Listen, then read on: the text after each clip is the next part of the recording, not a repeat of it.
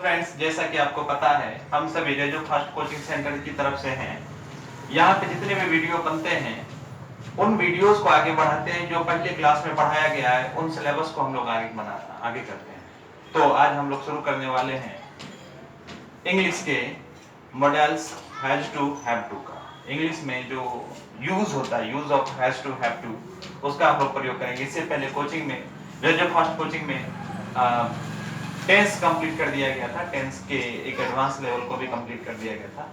लेकिन अब यहाँ पे हम लोग यूज करेंगे, स्टडी करेंगे हैज टू हैव टू के बारे में। Has to have to, has to have to.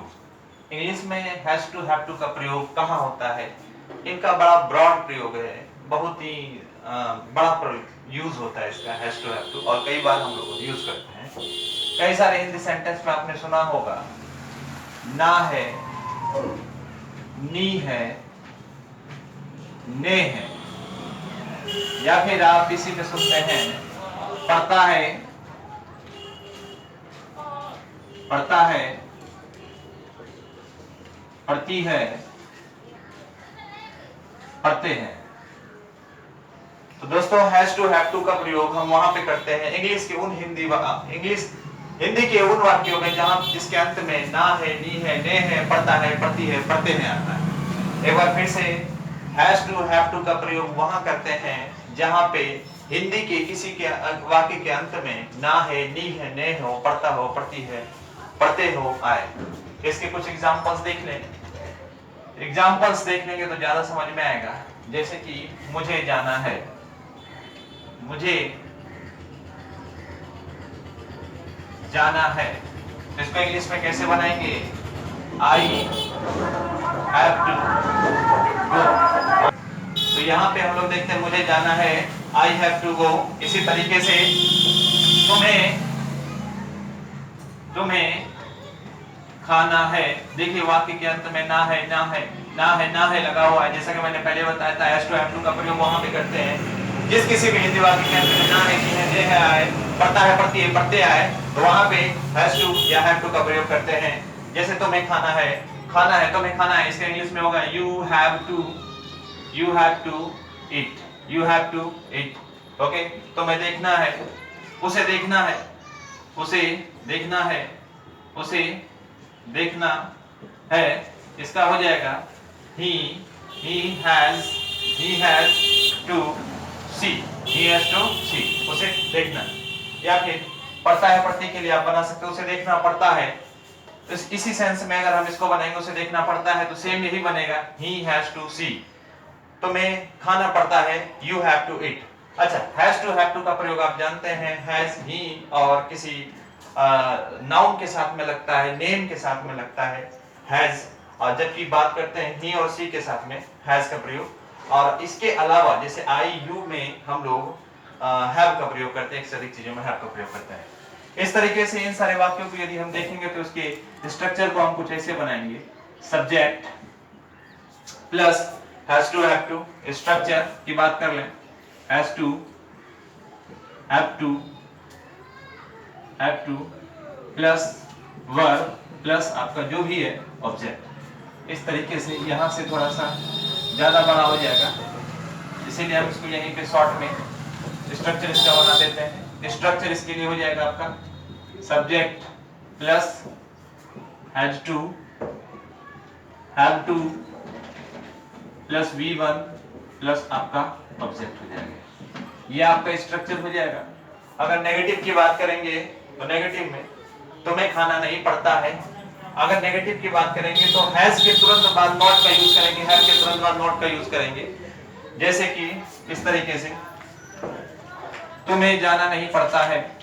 अगर एक नेगेटिव सेंस से मैं बात करें, तुम्हें जाना नहीं पड़ता है, इसका बनाएंगे you have not to go. इस तरीके से। तो याद रखिएगा, जब भी नेगेटिव सेंस की बात करेंगे हैज के बाद नॉट आएगा, हैज के बाद नॉट आएगा। अब हम लोग इसके पास्ट फॉर्म की बात करते हैं। अब हम लोग बात करते हैं अगर किसी वाक्य के अंत में ना था, नी थे, ने थे, पढ़ता था, पढ़ते थे, पढ़ा, पढ़ी, पढ़े, इस तरह का हो तो वहां पे हम लोग किसका यूज करते हैं? वहां पे हम लोग हैड टू का भी यूज करते हैं।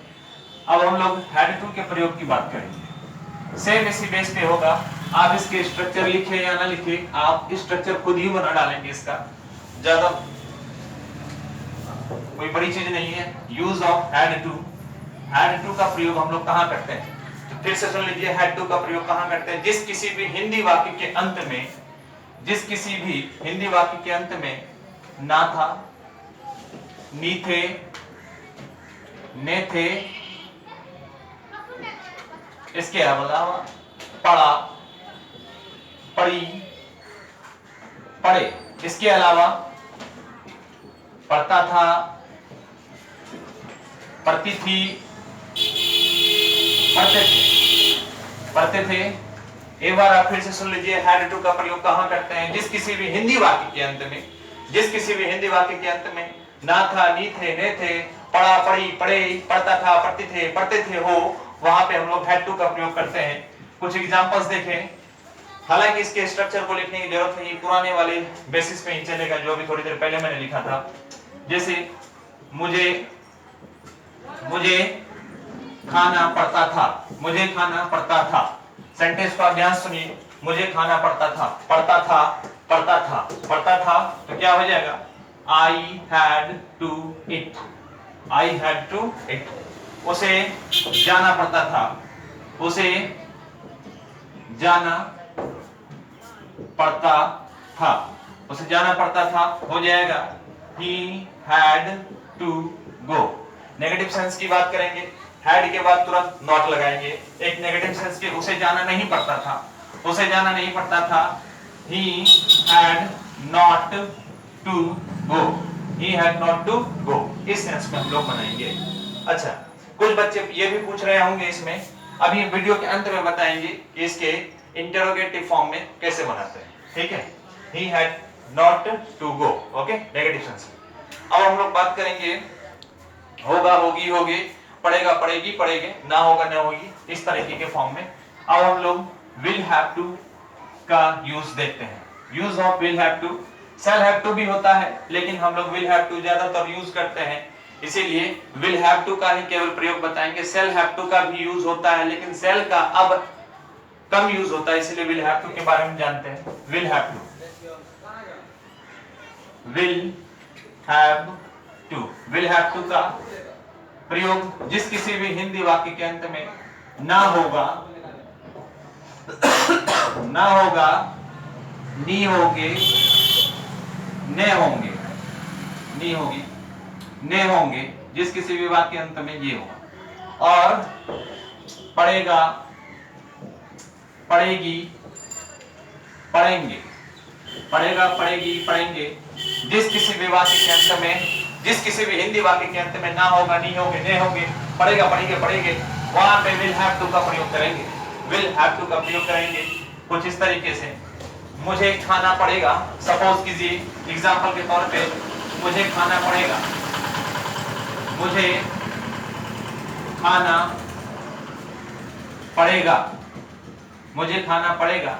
इसका कैसे हो जाएगा? बिल्कुल सेम, कुछ नहीं, I will have to eat, I will have to eat. उसे जाना पड़ेगा, उसे जाना पड़ेगा, उसे जाना पड़ेगा, उसे जाना पड़ेगा।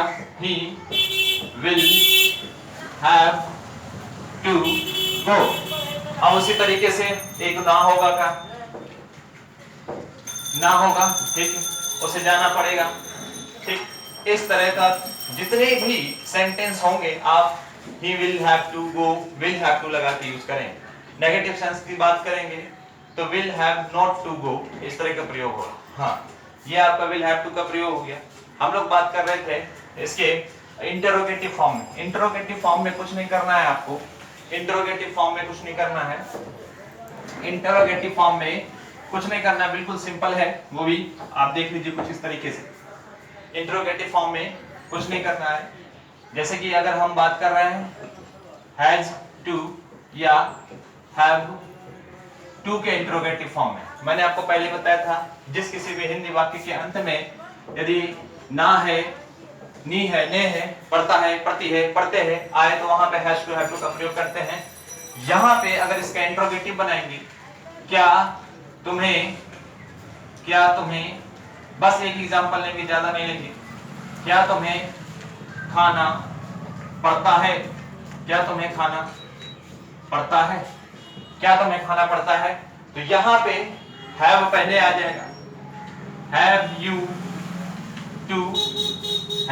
टू इट, क्या तुम्हें खाना पड़ता है? फिर से सुन लीजिए, हैव पहले आ जाएगा, सब्जेक्ट के तुरंत बाद टू आएगा, हैव या हैज पहले आएगा। उसी तरीके से अगर पढ़ता था, पढ़ते थे, ना था, नहीं थे, नहीं थे की बात करेंगे, हैड टू की बात करेंगे, हैड टू की बात करेंगे तो यहां पर भी आपका हैड पहले आ जाएगा, लाइक दिस।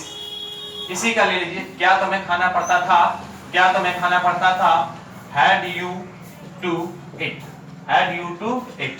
इस तरीके से हम लोग बनाते हैं। इस वीडियो में बस इतना ही। नेक्स्ट वीडियो में नए टॉपिक के साथ मिलेंगे। तब तक के लिए अपना ख्याल रखिएगा और इसका रिवीजन करते रहिएगा।